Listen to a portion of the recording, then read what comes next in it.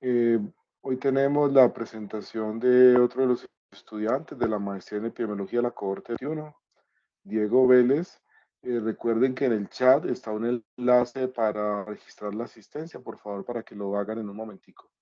Entonces, bueno, Diego, bienvenido. Recuerda que tienes aproximadamente hasta las 7:40, 7:45 para tu presentación y luego estaremos haciendo preguntas y comentarios. Entonces, adelante con tu presentación, Diego. Gracias.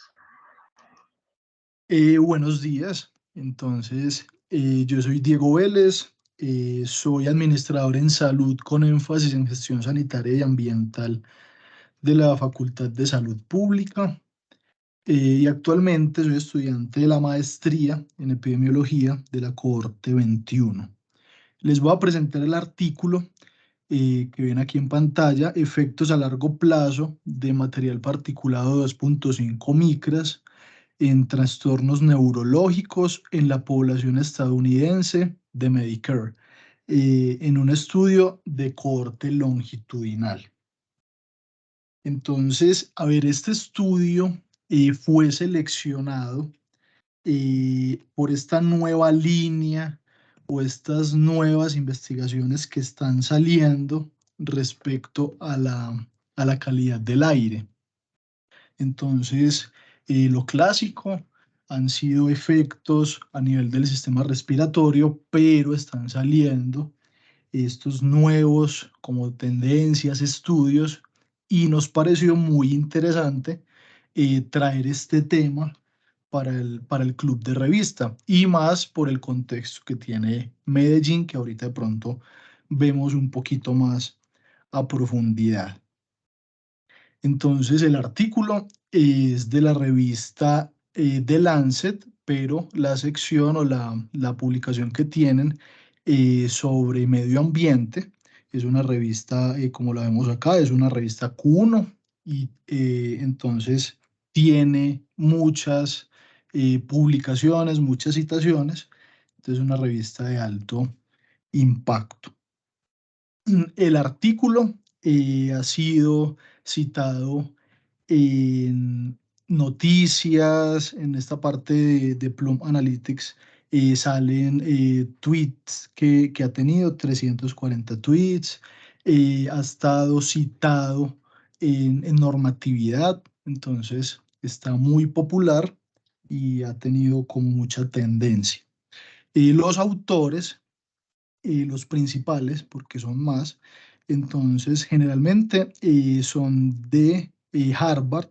Entonces son más que todo de la parte de bioestadística, de estadística y de salud pública. Por acá vemos algunas de las personas. Bueno, como introducción, tenemos entonces que a nivel mundial los trastornos neurológicos son el principal grupo de causas de discapacidad. Esto nos afecta a todos, y dentro de estas entonces tenemos la enfermedad de Parkinson y enfermedad de Alzheimer y otras demencias relacionadas. Entonces son las enfermedades neurodegenerativas más prevalentes y que vienen en aumento. Entonces, actualmente a nivel mundial, cerca de 6 millones de personas tienen la enfermedad de Parkinson, y una cifra mucho más grande, 44 millones, en Alzheimer. Entonces vemos el cerebro cómo va cambiando a medida que esta enfermedad va avanzando. Entonces hay muchos estudios, ensayos con medicamentos. Hay demasiada investigación en el tema. Entonces, desde 1990, la enfermedad de Parkinson ha aumentado en un 145% y Alzheimer en un 117%. Entonces, es algo que tiene gran impacto. Y se espera que la prevalencia de estas condiciones continúe en aumento. Entonces, acá tenemos la enfermedad de Alzheimer. Este va empeorando a medida que la persona incrementa la edad. Entonces, con el aumento de la esperanza de vida, tenemos poblaciones más envejecidas que pueden tener la enfermedad. Entonces, es la causa más común de demencia, generando un deterioro gradual en la memoria, pensamiento y las habilidades sociales. Acá tenemos algunos factores de riesgo. Entonces ya conocemos la edad. Estos son como los estudios clásicos. Antecedentes familiares y genética también se ha venido estudiando. Para enfermedad de Parkinson también es como similar. Traumatismo, cuando la persona ha tenido accidentes. Consumo excesivo de alcohol también se presenta. Patrones de sueño deficientes. Este es otro que también está con estudios, pero miremos acá, está algo más reciente y es la contaminación del aire. Entonces, ya empezamos a tener factores ambientales. Entonces, ya los autores presentan que como no existe una cura para estas afecciones, como el Alzheimer y Parkinson, la identificación de factores de riesgo modificables, como las exposiciones ambientales, deberían ser una prioridad en la investigación, porque hay algunas líneas de investigación que están enfocadas en toda la parte de medio ambiente. Entonces, la investigación sugiere que la contaminación del aire podría contribuir al inicio potencial de la neurodegeneración a través de mecanismos como la inflamación sistémica y la neuroinflamación. Crece entonces la preocupación de que la contaminación del aire aumente el riesgo de trastornos neurológicos. La evidencia emergente ha demostrado que la contaminación del aire por partículas está asociada con una función cognitiva deteriorada. Entonces, aquí tenemos, se presentan algunos artículos que van encaminados a como a a este sustento. Aquí tenemos algunas publicaciones y son recientes, influencia del material particulado 2.5 en toda esta parte de las demencias relacionadas. Bueno, ¿y qué es material particulado 2.5 micras? Miremos aquí como un ejemplo. Aquí tenemos esto que se ve acá, es un cabello humano. Miremos aquí su diámetro. Aquí presentan este circulito y dentro de este circulito vemos estas cositas rojas. Más o menos a esa escala sería el material particulado de 2.5 micras o inferior. Entonces miren el tamaño, miren el cabello acá y miren la bolita lo que representa. Es un puntico nada más. Ese es el material particulado. ¿Y quién lo genera? ¿Cómo se ve? Entonces aquí vemos una foto del área metropolitana. Es una foto del AMBA, donde vemos contaminación en Medellín por material particulado. Es este que está por acá y ese es el que a veces respiramos. Este material particulado es emitido principalmente por fuentes móviles. ¿Qué son fuentes móviles? Todo lo que se mueve, carros, motos, camiones. Y acá vemos la categoría que más la emite, serían camiones y volquetas. Entonces por aquí vemos alguna tendencia de cuando tenemos restricciones, que es por ejemplo en vehículos acá, no estamos atacando la principal causa, que son estos vehículos de esta parte. Vemos algunos vehículos que son los que mayor emiten, que son los vehículos diésel más antiguos. Bueno, el objetivo de la investigación, entonces, es conocer este efecto de la exposición a largo plazo, porque no es que yo estuve acá 2 días y ya me voy a enfermar, no, es a largo plazo a partículas de 2.5 micras en los ingresos hospitalarios con el código para Parkinson o Alzheimer. Entonces, relacionar la exposición al material y el desenlace sería la enfermedad de Parkinson o la enfermedad por Alzheimer. Entonces se presenta un estudio de cohorte en el que incluyen personas desde el 1 de enero del año 2000 hasta el 31 de diciembre del 2016, pero el tiempo medio del periodo que estuvieron las personas es de 7 años. Entonces, unas personas ingresan por acá, otras por acá. Entonces, todos tienen diferentes periodos. Se centra en beneficiarios del programa Medicare, que es el sistema de salud en Estados Unidos que acoge a personas mayores de 65 años. Entonces, tienen esta base de datos de personas, todo lo trabajan en el software R, tienen los códigos del sistema de salud para enfermedad de Parkinson, Alzheimer y demencia, y hacen algo muy interesante. Listo, ya tenemos las personas, pero ¿cómo las ubicamos? Entonces a veces los sistemas no traen ese montón de variables. A veces tenemos aspectos generales, pero no precisamente dónde viven. Entonces, por el Estado, ya relacionaron a la persona con un código postal. Entonces, el sistema de postal de Estados Unidos está muy bien organizado. Entonces, pudieron identificar la ubicación de cada persona. Entonces, ¿qué hicieron? Tomaron las predicciones diarias del material particulado de 2.5 micras a una resolución de 1 kilómetro cuadrado. Ahorita vamos a ver esto, qué es la resolución. Entonces tenemos inicialmente qué aire tenemos en cada parte, aquí por los circulitos. Entonces esa información, ¿de dónde sale? Sale de 2.156 monitores o estaciones que miden la calidad del aire en todo el país, y para aquellas zonas donde no hay cobertura se aplican modelos predictores de transporte de partículas, todos los aspectos climáticos. Entonces ya se determina en todo el mapa esa calidad del aire. Entonces tenemos algo fijo, y donde no hay cobertura ya se hace como un cálculo para proyectar como los valores. Entonces, esto de la resolución, aquí tenemos el mapa, por ejemplo, para Nueva York.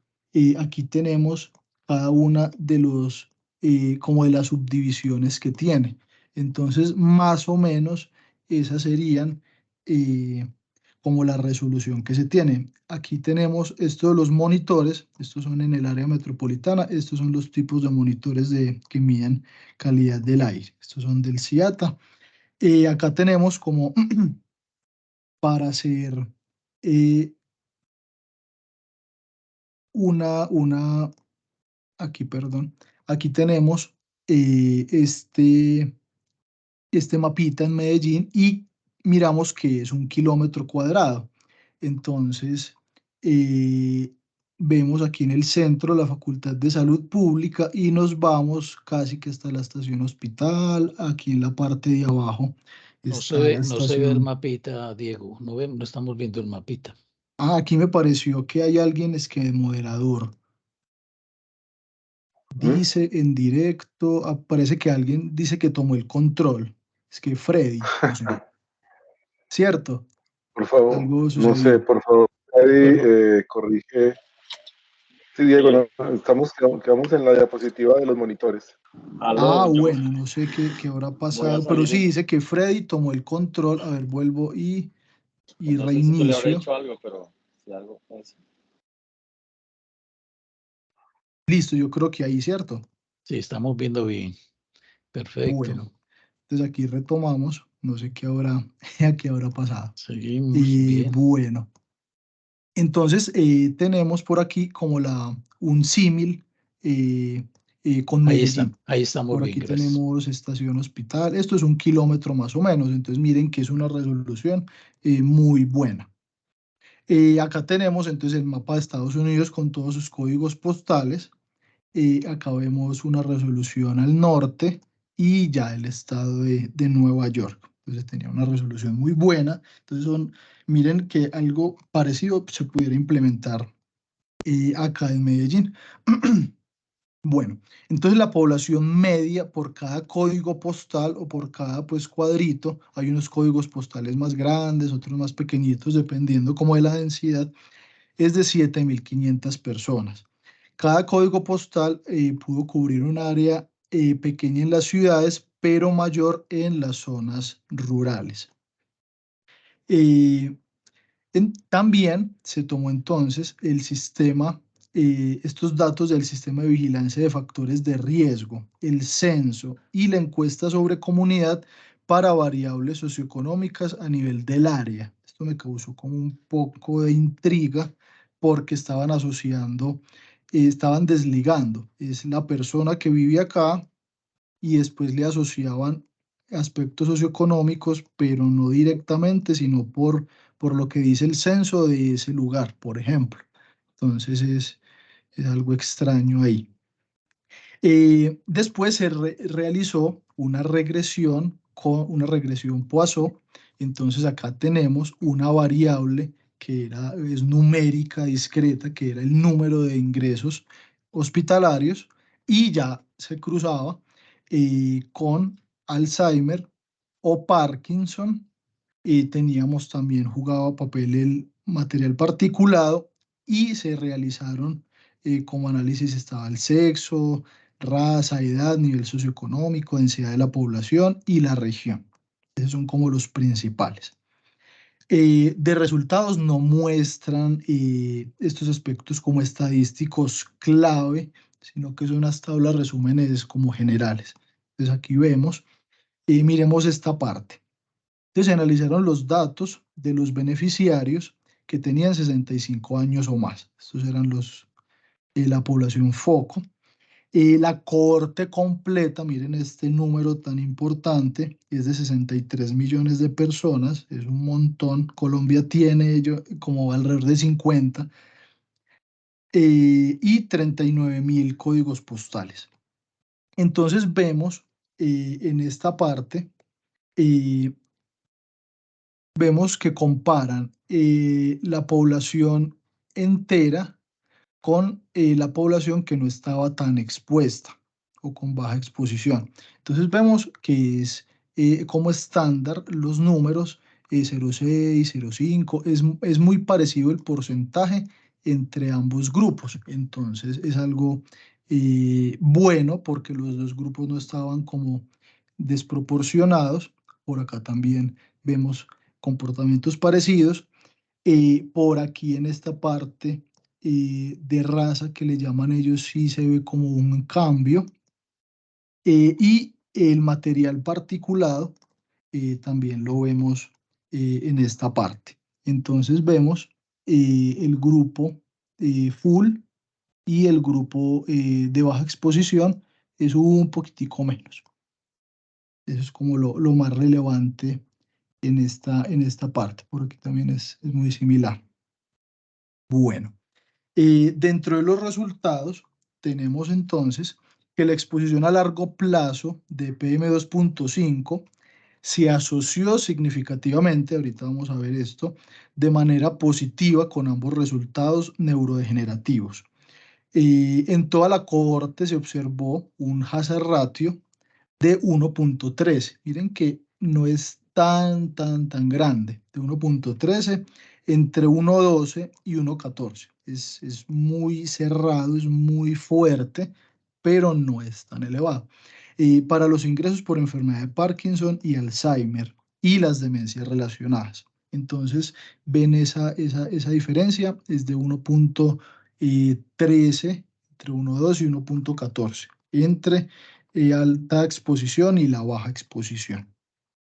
Acá vemos entonces las admisiones, acá vemos entonces ya el hazard ratio de cada uno es igual. Entonces aquí está, vemos para Parkinson y para Alzheimer, dio lo mismo. Vemos el mapa, este es un resultado muy importante. Entonces, acá vemos la concentración de PM2.5, obviamente en esta zona que está más poblada y más industria, más población. Entonces vemos en la escala de rojos esa parte. Entonces acá hay más material particulado, hay más contaminación. Entonces ya después se cruza con enfermedad de Parkinson. Este es el mapa para Parkinson. Miren que en esta zona, aquí lo devuelvo, que está más rojita, hay más densidad de enfermedad de Parkinson, es en esta zona. Y si vemos ya para Alzheimer, vemos el mismo comportamiento. Entonces es lo que, ese es el hazard ratio, esta zona versus esta. Entonces acá sí vemos una diferencia. Entre los modificadores del efecto, entonces se encuentran estimaciones del efecto 2.5 micras que fueron significativamente mayores entre los individuos de áreas más urbanas versus las menos urbanas. Entonces, estas son áreas más urbanas y estas son zonas menos pobladas. Por acá tenemos, muestran el hazard ratio y el material particulado. Entonces, a medida que aumenta el material particulado, aumenta el riesgo. Entonces, vemos como esta tendencia. Y aquí vemos la densidad, ellos le llaman densidad, pero es la concentración, las concentraciones que encontraron. Entonces, las más altas estuvieron por aquí cerca casi a los 20, pero son muy poquiticos. Por aquí está como la mayor proporción, cerca de 10 microgramos por metro cúbico. Ahorita vemos qué es eso. Vemos aquí como los diferentes, las diferentes variables. Entonces, miremos esta de la densidad poblacional. Entonces, acá vemos el mayor, cual pues no es tan alto, es de 1.15.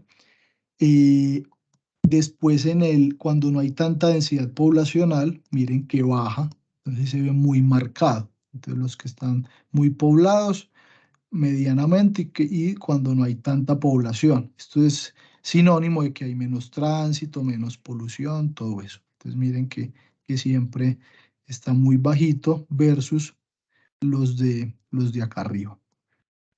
Entonces los autores dicen que nuestros resultados fueron robustos al ajuste de confusión, es decir, los resultados casi no cambiaron cuando se excluían diferentes conjuntos de variables, que era lo de raza, sexo, la ubicación.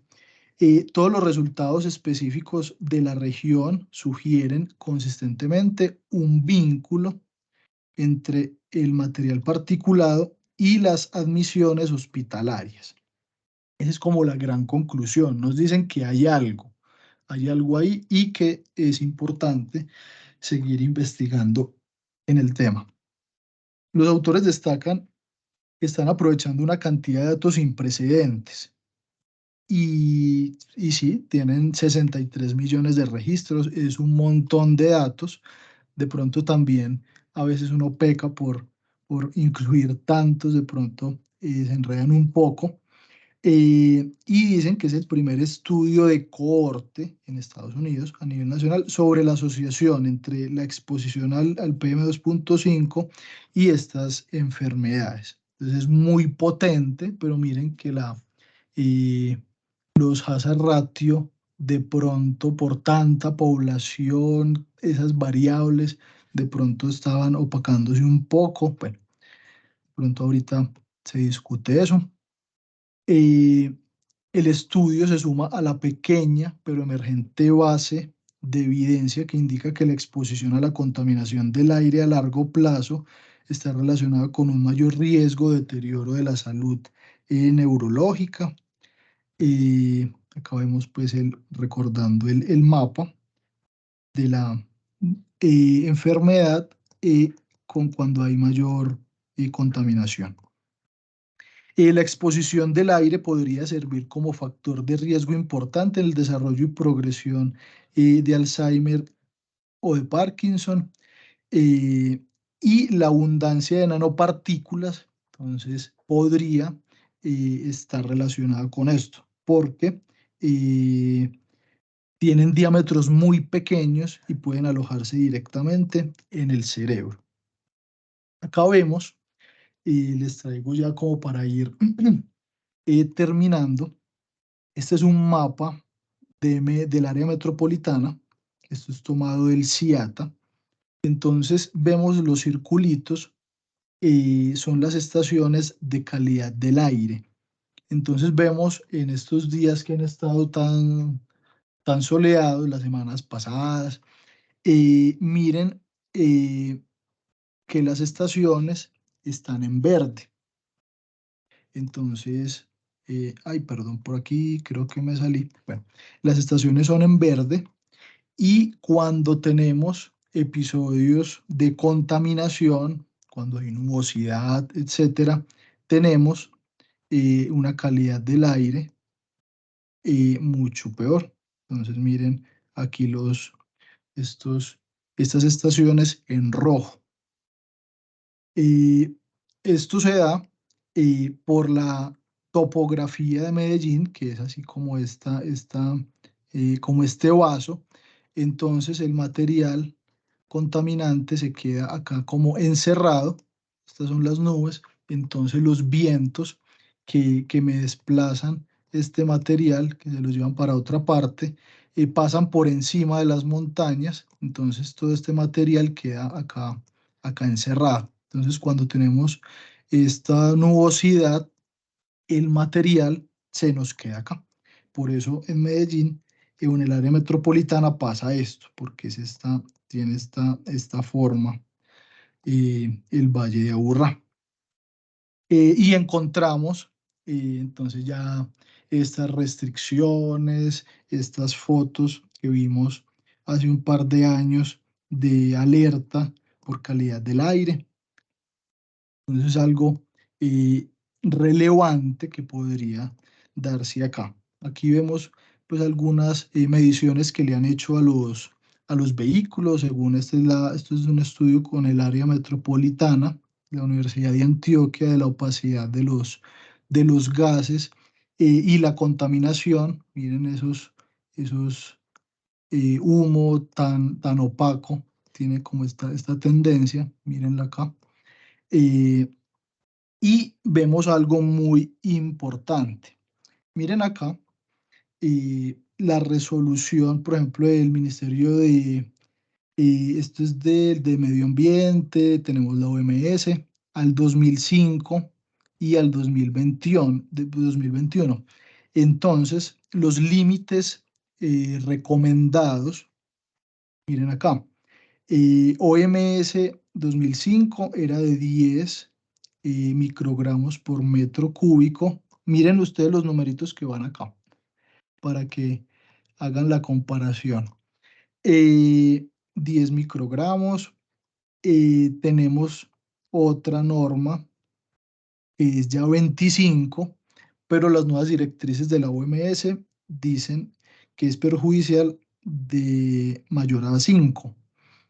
Entonces, por ejemplo, listo, aquí las tenemos en verde, pero ¿bajo qué norma? Por ejemplo, aquí en Estados Unidos se estaba configurando a partir con una media más o menos de 12 microgramos y aquí en Medellín hemos tenido cifras mucho más altas. Miremos aquí las del mapita en rojo que estaba acá. Entonces, a veces presentamos unas cifras que son súper elevadas y traspasan como todos estos límites.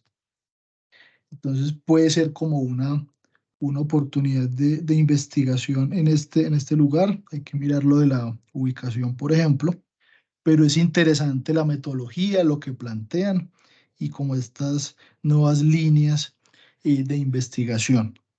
Miremos por acá, esta es una estación en La Estrella. Esta es la estación de medición. Y aquí tenemos este nivel. Entonces aquí hay dos gráficas. Esta es del material particulado. Esto se llama índice de calidad del aire. Entonces, respecto al PM2.5, miren acá la escala 0, 20, 40. Aquí tienen la norma, imagínense, en 40. Si vemos como los parámetros, miren, 25 como máximo. O sea que actualmente estaríamos casi traspasando esa norma, miremoslo ahí. Si nos vamos a la de 10, entonces está muy por encima, miren la rayita azul, mire, sería esta de acá, de la OMS 2005, y ya para el 2021 es 5. Entonces, si la proyectamos acá, mírenla acá abajo, toda la medición estaría por encima. Estas mediciones al sur son las que más presentan este material particulado por las corrientes que van de norte a sur. Y esto ya es el ICA, que ya mide más variables. Entonces me dice no solo PM2.5, sino que CO2, me mide ozono, me mide más elementos. Entonces aquí tenemos, según pues la norma de referencia, que está en una calidad moderada. Y bueno, eso es como todo. Muchas gracias.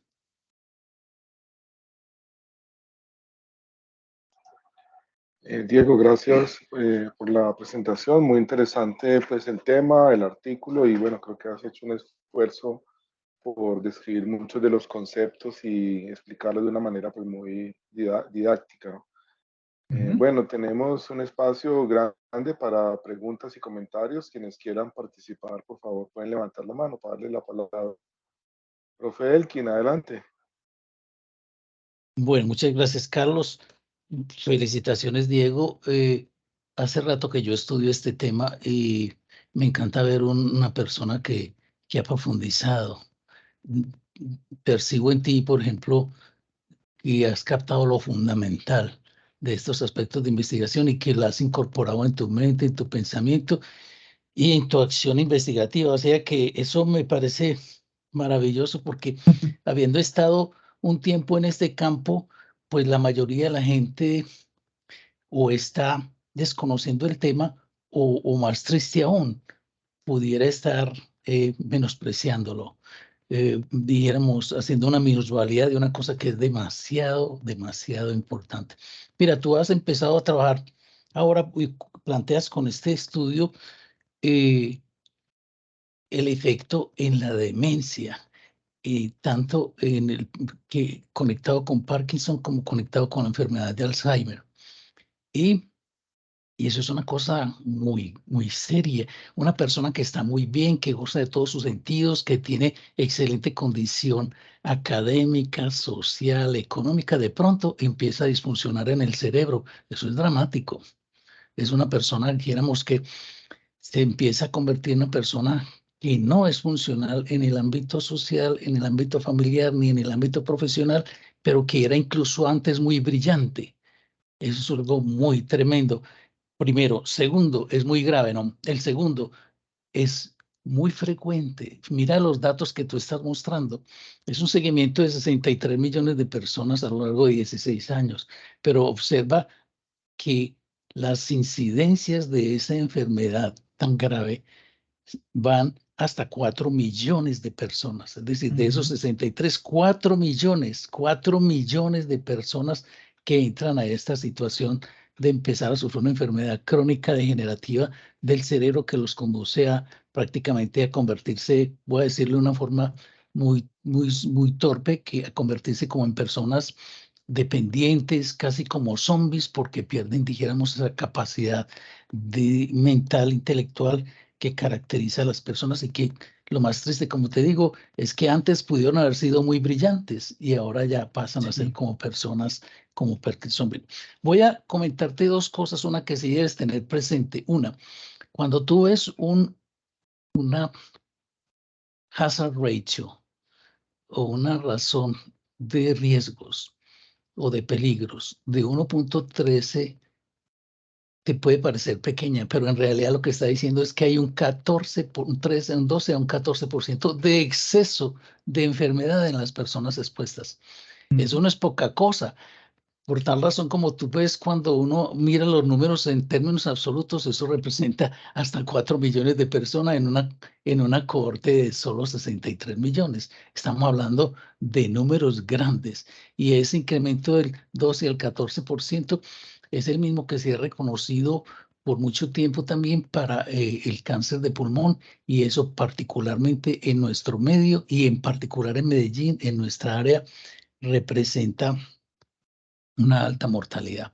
Representa que solamente cada año por ahí unas 600 personas en esta ciudad mueren por cáncer de pulmón, y la relación es también del 14% en el incremento del riesgo. Pero ojo, lo que hay que aprender aquí, Diego, es lo siguiente: ese es el incremento del riesgo por cada incremento de la exposición en 5 microgramos por metro cúbico. O sea, no es el total, es solo el incremento por la fracción, por la dosis de exposición de 5 microgramos por metro cúbico. Así que tú lo dijiste también y lo insinuaste muy bien. Allá en Estados Unidos, en esas ciudades, uno ve concentraciones de material particulado 2.5 que oscilan entre 10 y 20.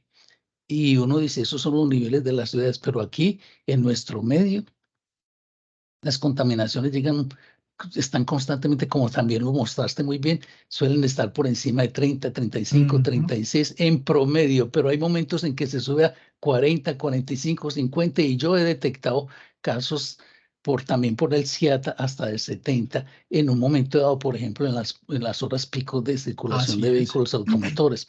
Entonces, ¿qué estamos diciendo?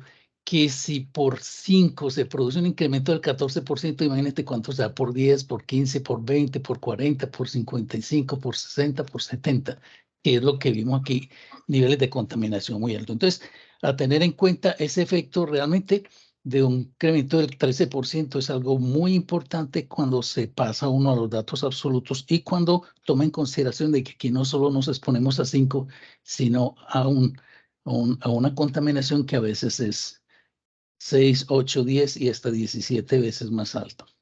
Bueno, ese es un punto muy importante. El otro punto muy importante es que tú has hecho un énfasis en que esto es una exposición de largo plazo y que por eso ese proceso degenerativo del cerebro, pues se revisa en este caso una población a la cual se le estudia en promedio hasta 7 años de exposición y en un estudio que va de hasta 16 años. Pero te digo una cosa: la contaminación produce efectos a largo plazo que son efectos crónicos como los que has mencionado en el Alzheimer, pero hay una cosa que es más grave, que a veces o que la gente se entiende o que se minimiza en el análisis, y es que la exposición aguda de corta duración puede producir infarto cardíaco o bloqueo cerebrovascular, es decir, el stroke, como que dice, el derrame cerebral, lo que llamamos.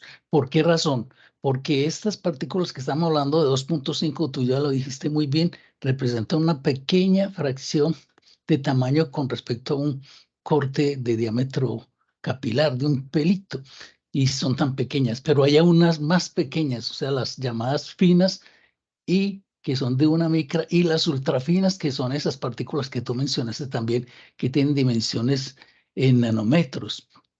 Eso quiere decir, son tan absolutamente pequeñas que no solamente pasan por las vías respiratorias, sino que atraviesan la barrera alveolo-capilar y se transportan en la sangre. Bien, para producir un fenómeno de turbulencia, induciendo la cadena de factores que generan la coagulación, y se produce el trombo para producir el infarto cardíaco o el infarto cerebral, sino que son capaces de viajar hasta el cerebro y depositarse allá, y mediante un proceso inflamatorio generar este daño que representa la enfermedad de Alzheimer o la demencia, asociada también con Parkinson. Entonces son procesos degenerativos que están asociados con procesos irritativos, inflamatorios, pero porque hay un agente tan supremamente pequeño, esa particulita que tú mencionaste de dimensiones nanométricas, que es capaz de penetrar la barrera, entrar en la sangre, transportarse, generar coagulación o incluso depositarse en los órganos, como dijiste. Entonces, aquí la exposición aguda también importa. A veces se desentiende, no, es que tiene que ser una exposición crónica. No, señor. La exposición aguda precisamente es la que desata las mayores consecuencias. Te cuento y les cuento a todos los participantes de este club de revistas que a veces nos impresionamos, claro, tú lo dijiste también al principio, que el efecto es respiratorio, porque el agente contaminante viene por el aire. Y es natural, la enfermedad pulmonar obstructiva crónica se dispara, el cáncer de pulmón se dispara, pero los efectos más graves en cuanto a magnitud son los efectos que producen las partículas más pequeñitas, las ultrafinas, que son el producto de la combustión, como tú lo dijiste, de los vehículos, especialmente. Y entonces, ¿qué pasa? Que mientras una persona desarrolla EPOC, mientras una persona desarrolla cáncer, 2 o 3 desarrollan EPOC y por ahí 4 o 5 desarrollan enfermedad cardiovascular. En general, los efectos de la contaminación atmosférica tocan solamente un 20% con muertes de tipo pulmonar, llámese EPOC o cáncer de pulmón, pero el 80% restante son enfermedades de ocurrencia rápida, complicaciones de tipo infarto cardíaco o infarto cerebral.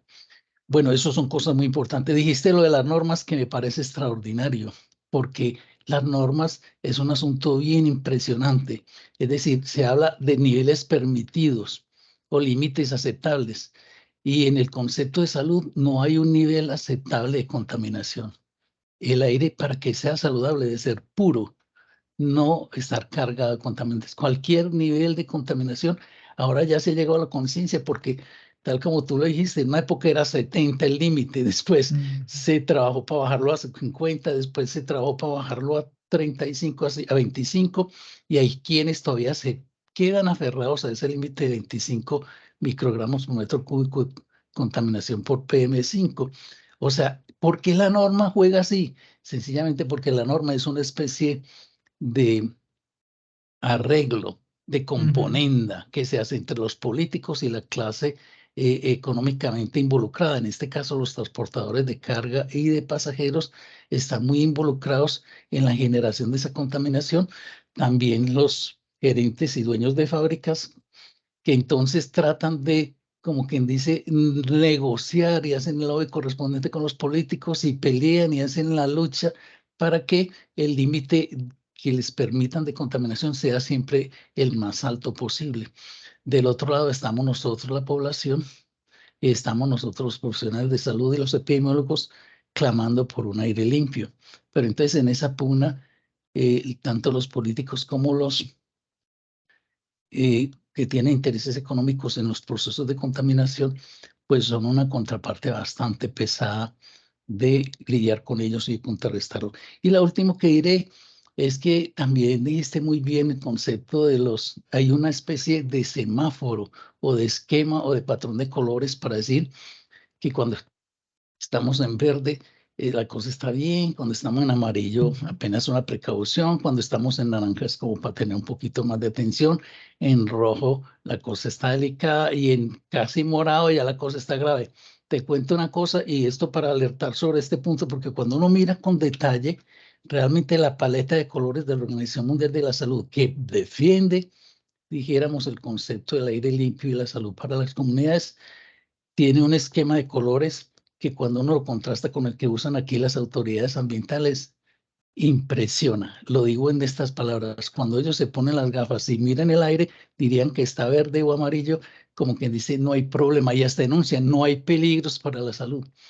Mientras que si uno lo contrasta con los lentes que utiliza la Organización Mundial de la Salud y esa mirada que hacemos los epidemiólogos que trabajamos en este campo, ese color que ellos dicen amarillo o un verdecito, para nosotros es un rojo intenso y hasta un morado.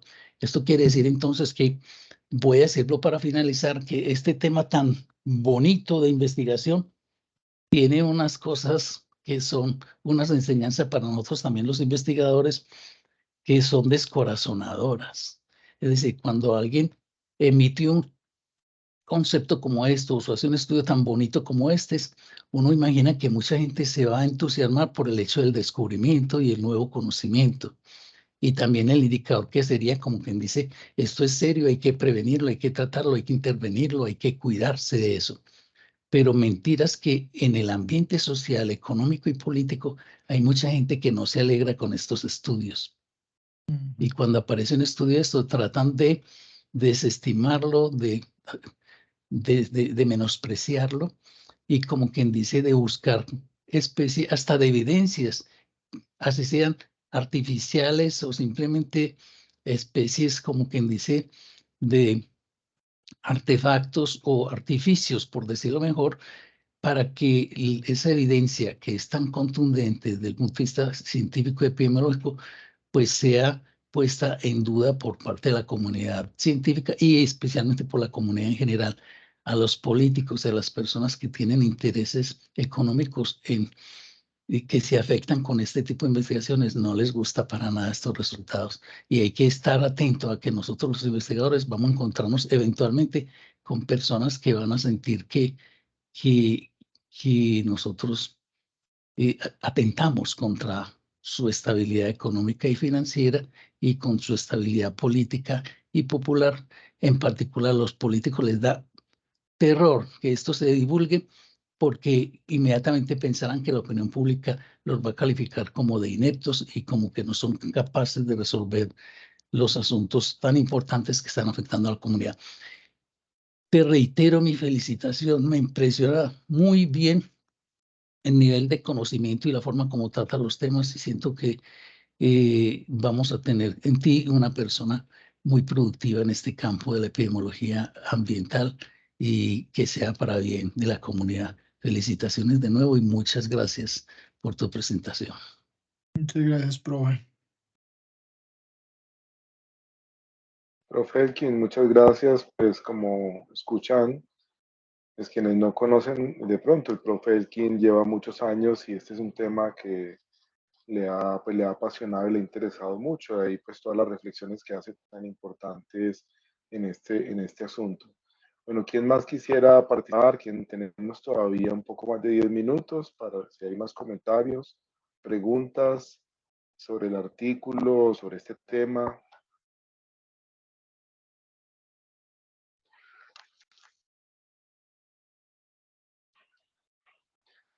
Yo, si me permiten, quisiera como hacer algunas reflexiones sobre el artículo.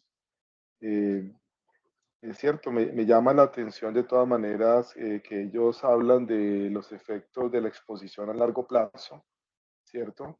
Sin embargo, lo que se puede documentar en el artículo, ¿cierto? Los tiempos de exposición realmente lo que ellos pueden documentar son en promedio 7 años, ¿cierto? 7 años de exposición.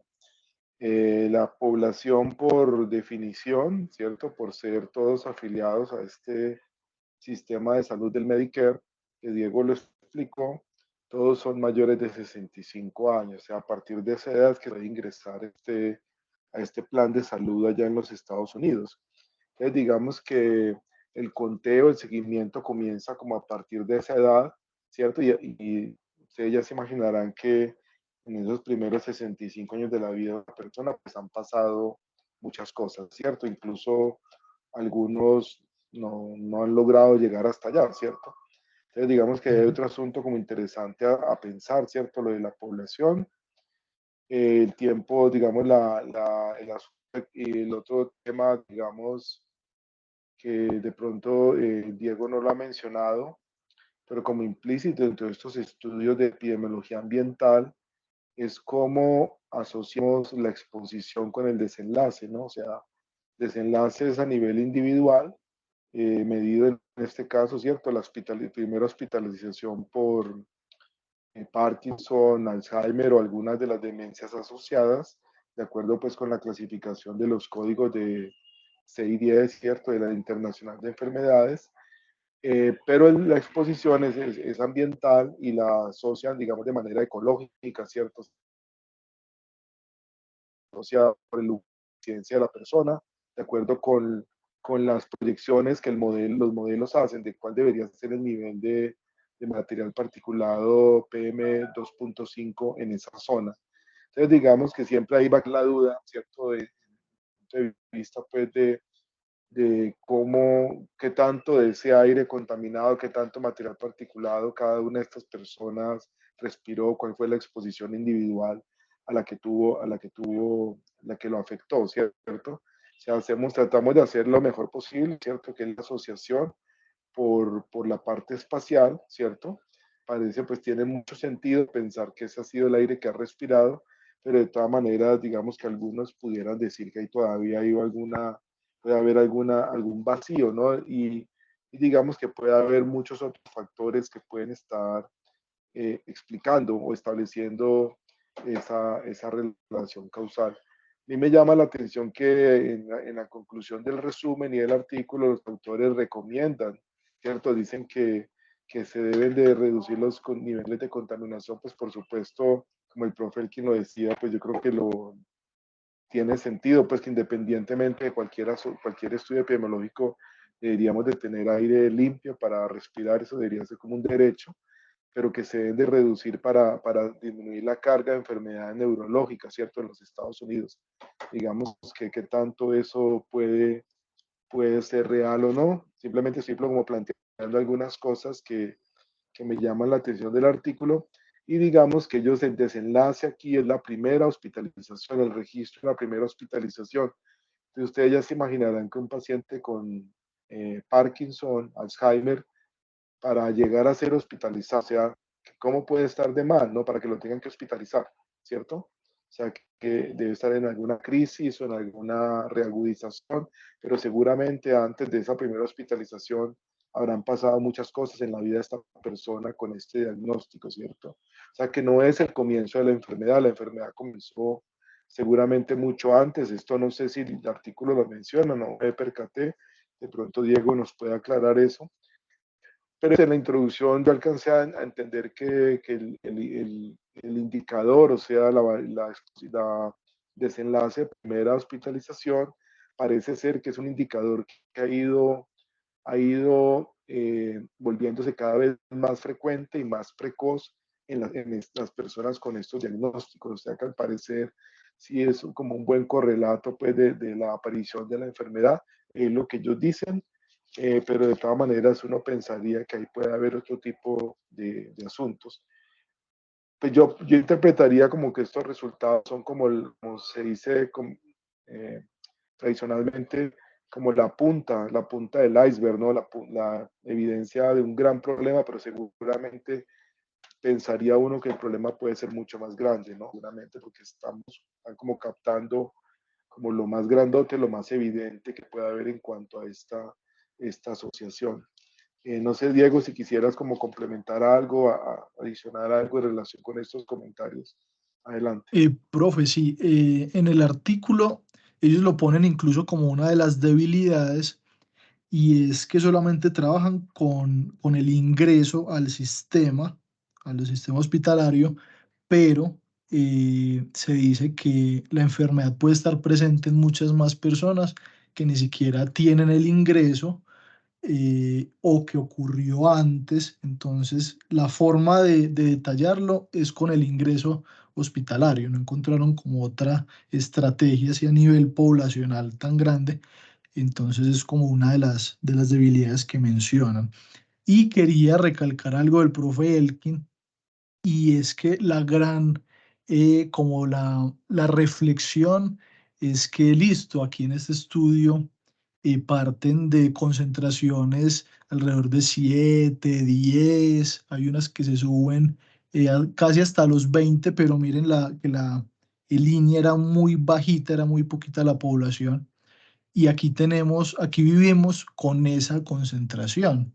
Y cuando hay casi siempre a principios de año que hay nubosidad, vemos concentraciones de 30, 40, 50, 60, llega hasta 70. Entonces, si allá por cada 5 microgramos incrementa ese 14%, aquí, ¿cómo estaremos? Entonces, esa es la gran reflexión. Y las normas, aquí vemos el mapita en verde, pero si le aplicamos eh, como el estándar de la OMS, estaríamos en rojo. Entonces, esa es como la visión. Aquí lo vemos en verde, pero mentiras que sigue siendo peligroso. Y sería muy interesante un estudio de estos en Medellín. Me llamó mucho la atención eso y la reflexión de esos límites que son acomodados. Sí, profe. Profe Elkin. Bueno, quisiera agregar un asuntico. Primero que todo, la complacencia tan grande que tengo de escuchar a Diego. Me parece que, como quien dice, que ha logrado una compenetración con el tema de la forma que es como la más apropiada para desarrollar esa conciencia de un científico, de un investigador que empieza a ver la claridad y que tendrá después la posibilidad de compartirla con la comunidad.